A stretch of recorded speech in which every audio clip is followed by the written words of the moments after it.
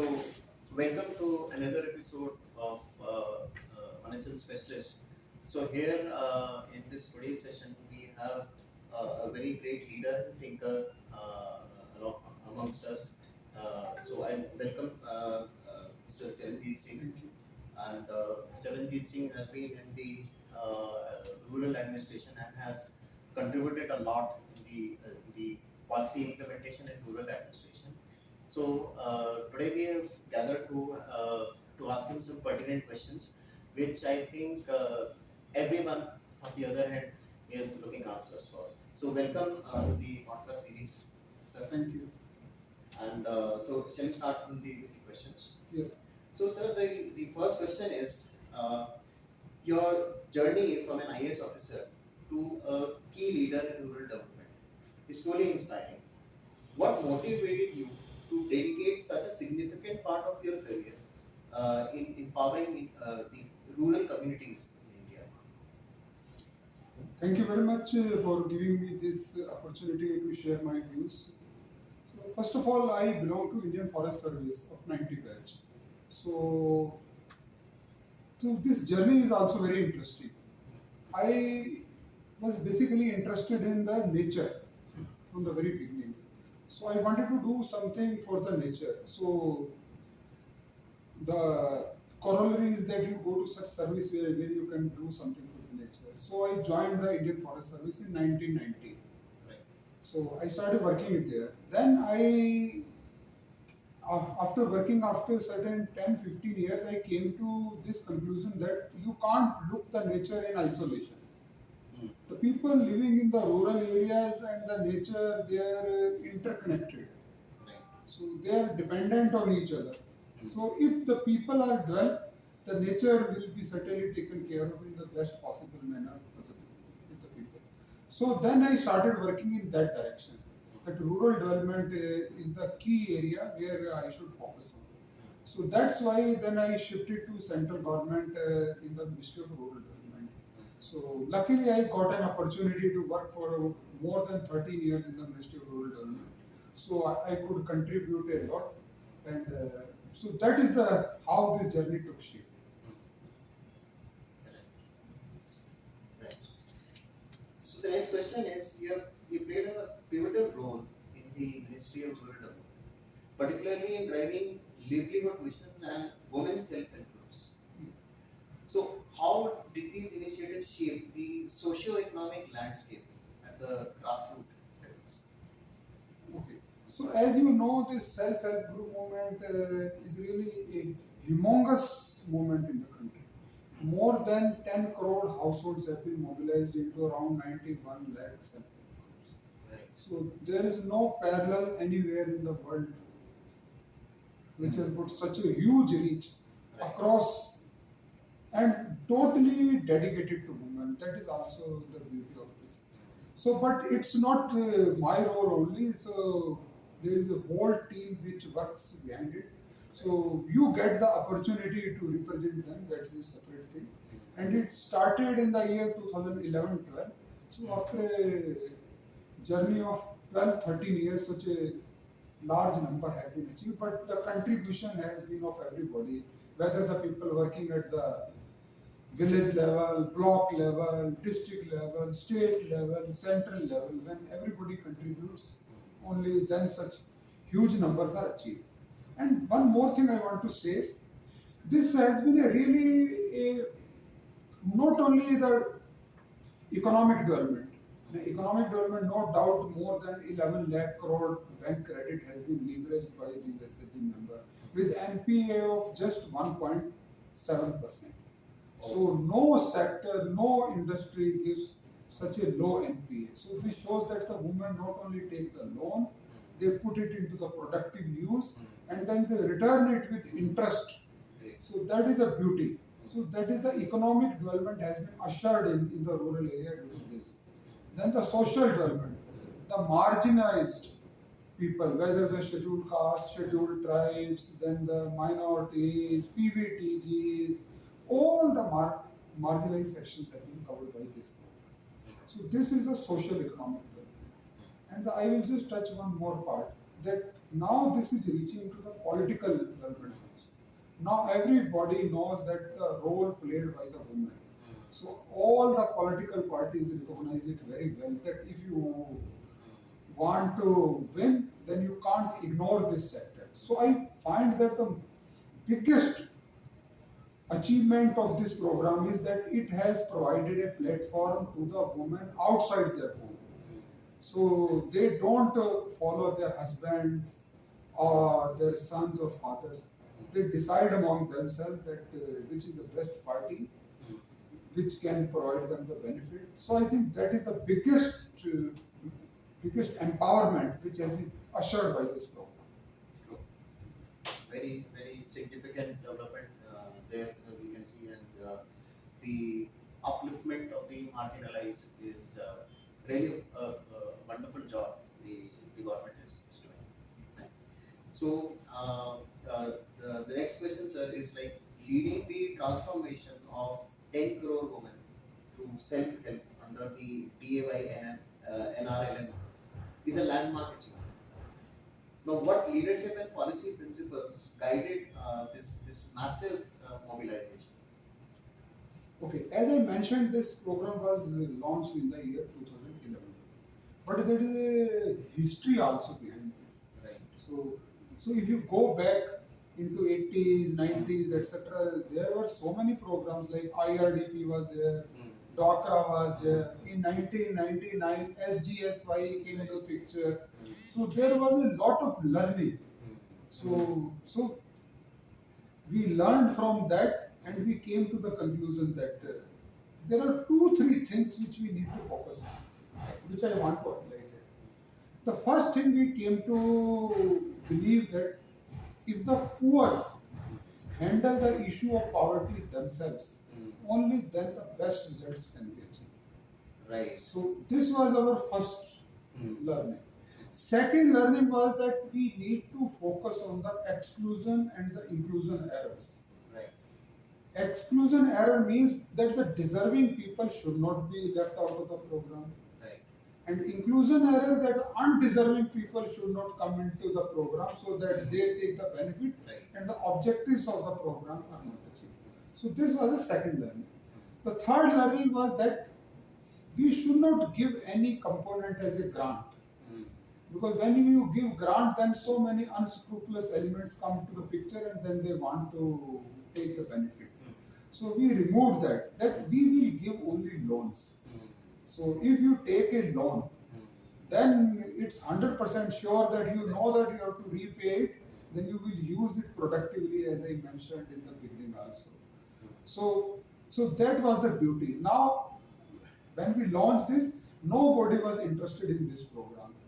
Why to go into the meetings, then deposit money, then show that we are depositing 10 rupees per week, then they will see that after 3 months how we are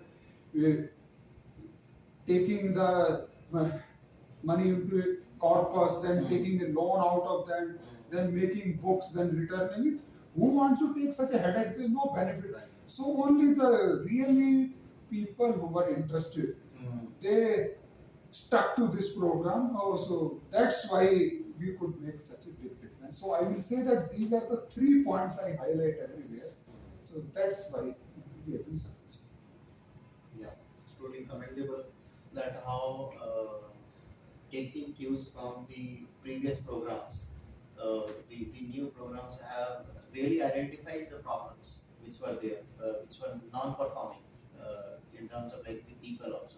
So the right people got the right kind of. So as a senior bureaucrat, you have worked at both strategic and implementation. What are the biggest challenges in translating the policy intent to the real world impact? Okay. So I will just give you my experience that how you can make an impact. So first of all, I feel that the programs should be flexible. Right. They should not be too watertight compartments that this should be done, this should not be done. So a flexibility needs to be given. So the beauty of the NRLM has been this only that it provided a lot of flexibility to the states. Right. Number one.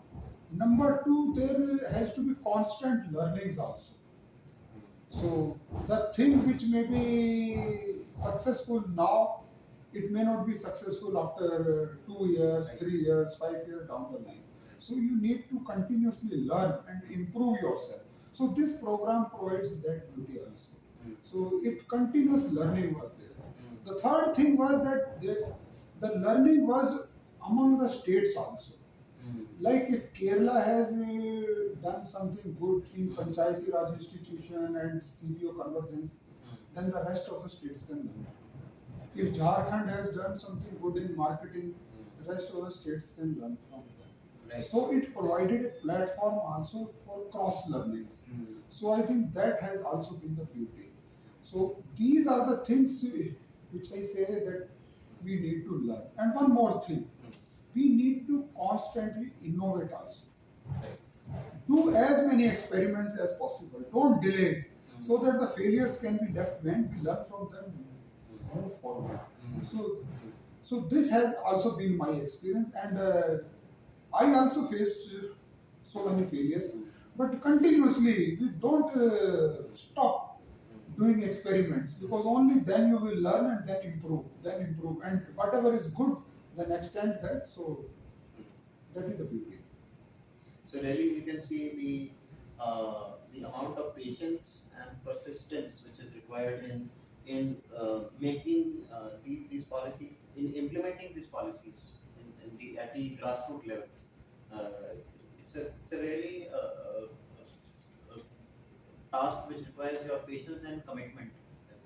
And just I want to add one more thing that before we move to the next question. Hmm. And I feel that we need to believe in the power of the people. True, very true. So if you give them the power, I'm 100% sure that they will make best utilization of that. And among the people also, that if we give the power to the woman, so they will make better utilization than the man also. I have no hesitation in this thing. They are more honest, more dedicated, and they ensure that the things are done. And you can see, and so I don't remember, there have been some studies also where the women representatives have ensured that whatever developments works are taken up, they are done in a time bound manner and of a good quality.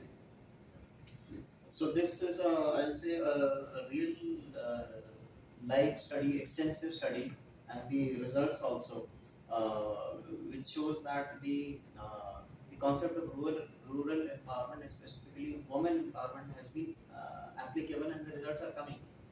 And it should again change. It should help in changing the mindset of the people who are at one time or the other are gender biased, and maybe not focusing as on the totalitarianism. So, coming to the last question, I'd say uh, for young leaders and the aspirants who are interested in going for government services, making a career in the administration, what personal philosophy or guiding principles, sir, has sustained you through decades of public service and change management? Because all those who are desirous of going and joining these fields should understand that we all have one philosophy of life, and that philosophy leads us towards success, and that to persistent success as sir has shown. So, what is that philosophy, sir? So first of all, I would like to say to the young people that now there are lots of opportunities where you can make a difference to the society. So civil services is just one part of that. So if you don't succeed in that, you don't feel disheartened. Right. So there are many opportunities. First thing I would like to say. And the second thing I would like to say, that you should prepare a B plan also. Right. That don't that if you don't succeed in the plan A, then the plan B should take care. Like in the army say that there should be plan A, B, C, D also. Right. Very true. So no doubt you should give your 100% to the plan A and do whatever best possible you want to succeed. So but that is a note of caution which I want to say, because there is some luck factor is also there. Sometimes you will not succeed, but if you commit yourself and give you 100%, then success will be yours, no doubt about that. Right. But I would just say that you should read good literature, True. so that your mental development should also be good, Mm. so that you can analyze and reflect on the things properly. So that one thing I learned from my father from the very beginning itself. He taught me that you should read good literature. Mm. So if you read good literature, your mind also open. Like they say that the mind and parachute function best only when they are open. Right. So we should remember that our mind should be open and it should analyze the things. And if you study well, then I am 100% sure that your you will have an edge and you will make a difference. I will just quote one more thing. Like somebody asked Muhammad Ali that how you motivate yourself to keep training and training and training that you can succeed. Then he gave one example which I usually quote. He said that I know that today somebody is training himself to defeat me. Mm. Right. So I should remember that I need to excel that person. So if you want to excel that person, so you have to study hard Mm. and study well. So I think then you can certainly make a difference. And then I will say that persistence is very necessary. And the last thing I would like to say that getting into the civil services, I feel is an easy part. So I could succeed in many exams, so I didn't find that difficult. But succeeding after joining the service, I found that is a tougher. Then you face so many difficulties that if you have a motto that you want to make a difference, then you have to excel there, because then you need to know better than your team also, because only then you can guide them properly. Right. If you are not more knowledgeable and more skilled than them, so then you will not be able to guide them, and your goal may not be achieved. Great. Very good. So I'll say so. Thank you, sir, for accepting our invitation to give your valuable guidance in this podcast. So taking ahead with in queue with these things only, and interacting with great leaders like you, sir. So we have come up with profile building programs, and there are many modules. Even the students who are writing the exams, who are preparing for a career, they can join these modules. These are not costly modules. These are modules like power and people. So power and people is a module where we have the internship program with members of parliament. So the students can really know that how is it to be a leader, both in terms of like political sphere, both in terms of like administrative sphere, and it's not always the grass is greener on the other end. You have a hell lot of responsibilities and dedications and efforts, and as sir rightly said that you need to keep filling your mind with good textbooks, not only the subject textbook but also text books like enlighten your mind, and as just sir they said, open your mind and make it more receptive. Similarly, we have a program called as legal awareness program, and starting from class 8 to class 12. So as we feel is that the best time for someone to learn is during the school time. Yes. And because as and when you cross the school, you don't have that environment structured for you, because university gives you a complete legacy to live your life on your own and keep studying. So in the school time, if we introduce, and we have introduced the legal awareness program, sustainability program, as well as the emotivers program, where we talk about building that emotional resilience and strength. Of course, this is a certified and guided program, so that the sole motto is to make people more aware and make the education and learning more friendly. rather than only looking at it in terms of a textbook format. So once again, thank you very much, sir, for guiding us and enlightening us. Thank you very much.